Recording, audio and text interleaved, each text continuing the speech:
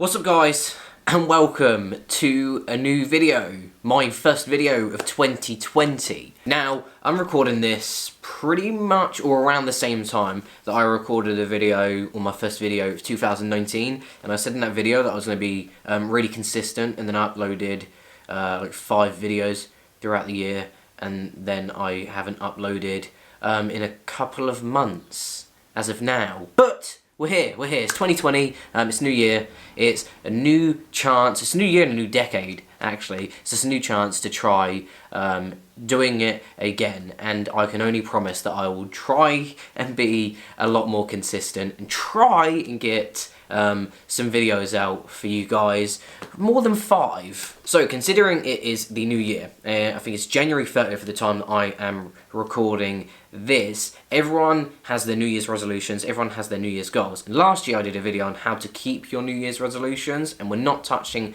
that topic again. But what I am going to talk about is 3 common fitness questions that I got asked a lot and in abundance around this time of year when I was working as a PT on the gym floor later last year. So if any of these questions are questions that you had, then here are your answers. We're going over them today. So let's take it back to 2019, roll the intro and get into the video. I won't keep you waiting any longer.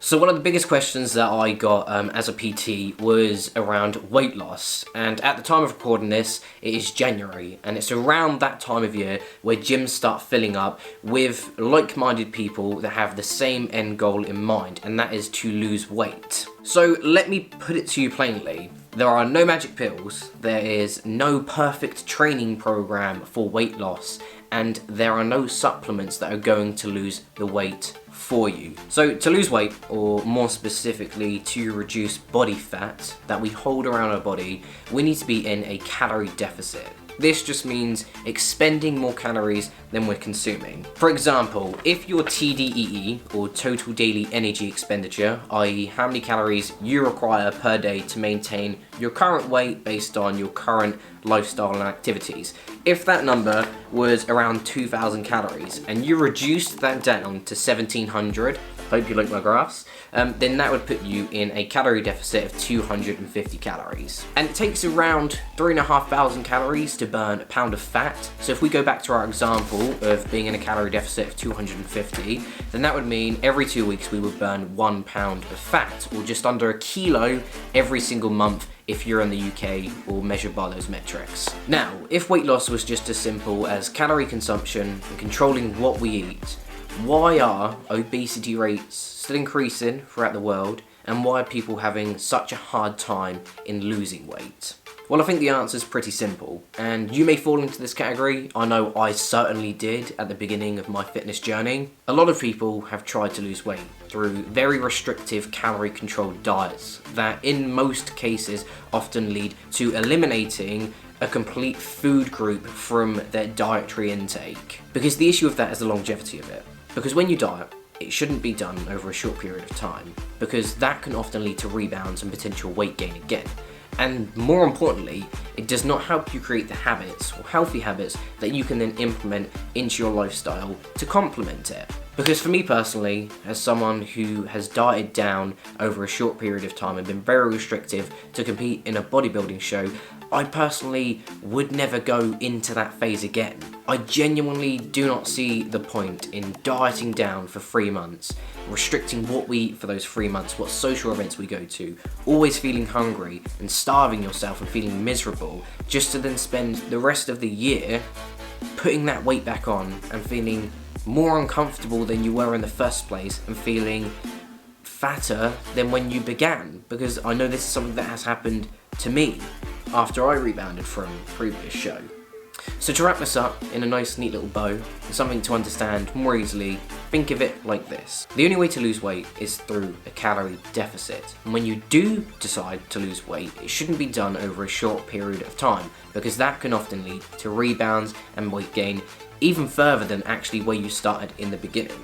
The food choices that you eat are irrelevant as long as you're getting your protein intake in for the day and you're staying within your calories, you can pretty much have whatever you want. Just bear in mind, the more calorie dense foods mean you're going to be eating a lot less for a lot more, whereas things like vegetables, fruits, potatoes, chicken, rice are all foods that you have a good amount of volume and a good amount of calories for to keep you fuller for longer. So if you want a better idea and a better understanding of how you can fit foods that you love into your day-to-day diet while still striving for weight loss, I'm going to put a link in the description down to a few YouTubers who have done full days of eating. Mine is included in that.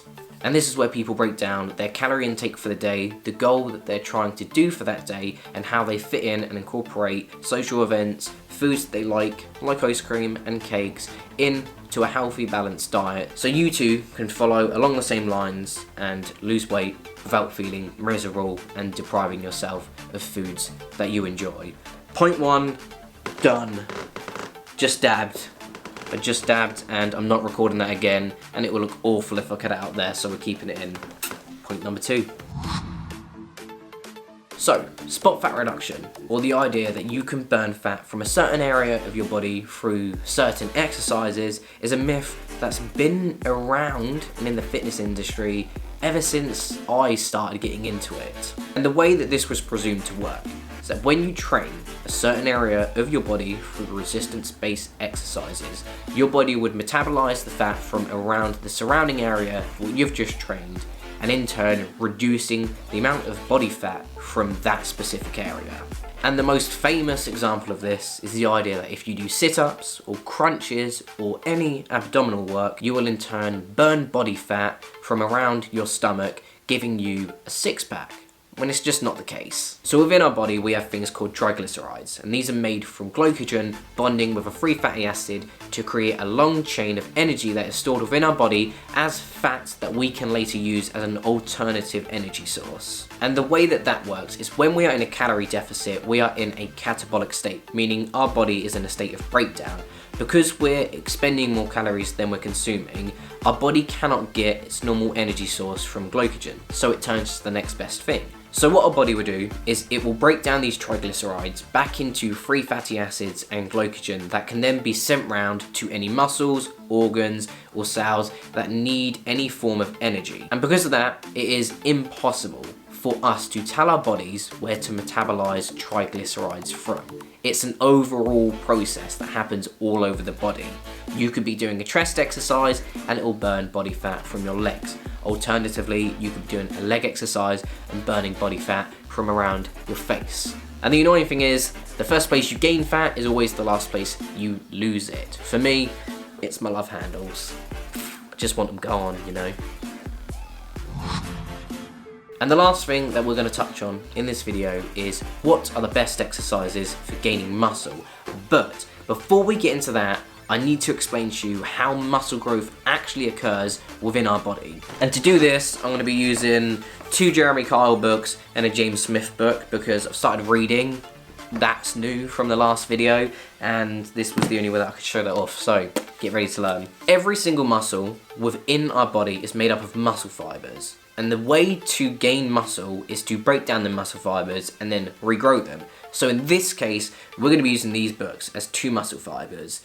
It's very simplistic, but bear with me. You go into the gym and you're doing bench press because you want to grow your chest. So you start off by benching 60 kilos for 3 sets of 10 reps, and you get all of them. You get all 10 reps for all 3 sets. So once you leave the gym, you have successfully broken down a muscle fiber through the resistance-based exercises that you have just done. Now the next important thing is to get your sleep and recovery. So in between us repairing this damaged muscle fiber, we need to make sure that we're giving it at least 48 to 72 hours recovery in between training it again, and we're also getting adequate sleep and nutrition. So after we've got the adequate amount of rest and recovery, our body will then rebuild that broken down muscle fiber.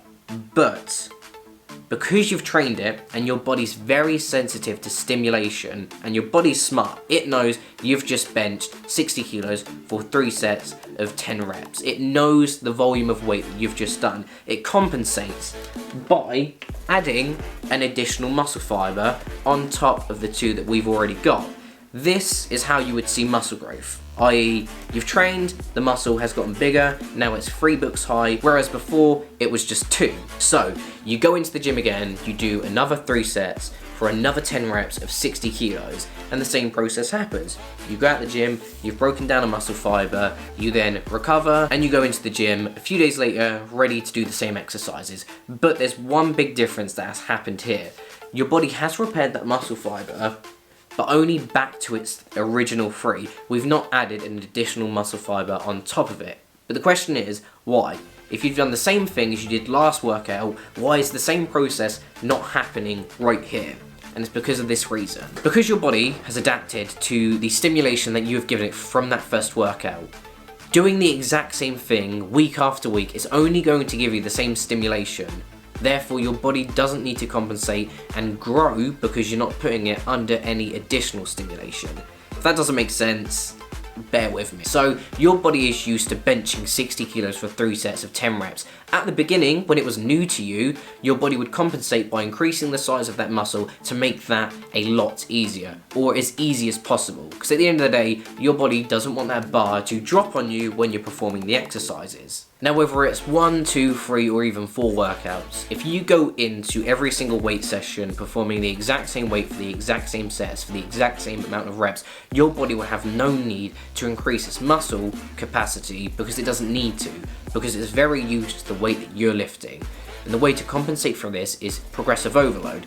The idea that every single weight training session, you are either doing more reps, lifting more weight, doing more sets, or decreasing rest time, or doing more exercises. So an example of this is if you went back into the gym doing a bench press yet again, but you upped the weight from 60 kilos to 70 kilos, and you did 3 sets of 10 reps at 70 kilos.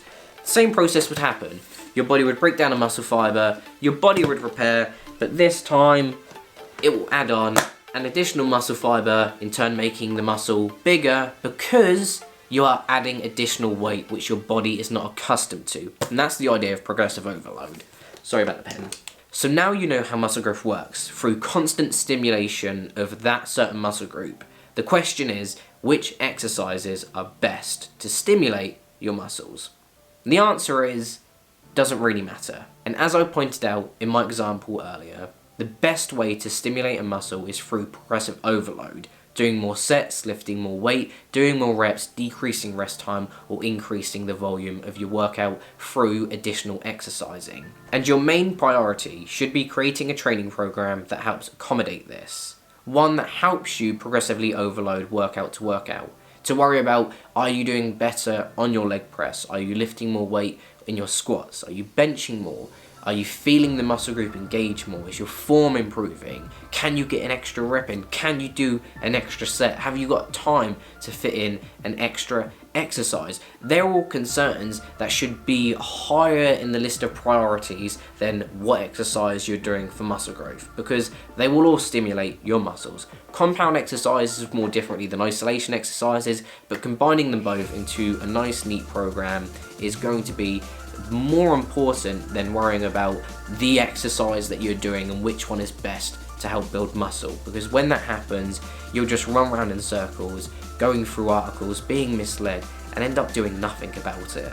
So, I'm a bit rusty. If you have any more questions or you want to know any more, this may be like a little series that I can do every now and then, that if you guys ask enough questions that are different to what I've already done, we can just sit down, have a chat, talk about them, and I can just give you my 2 cents on them through what I know and what I've experienced through my training. Anyway, like I said, I'm going to try and be more consistent from here on out and try and get a lot more videos released in 2020. I've got like a complete yearly calendar made up by me with the next 4 videos planned out, and a few other things that I want to release, so stay tuned for that. I'm not going to dab again, don't worry. Anyway, I hope you enjoyed it. Give it a like, subscribe, press that notification to know if I actually stick to uploading more consistently, if you're interested, and I'll see you in the next video.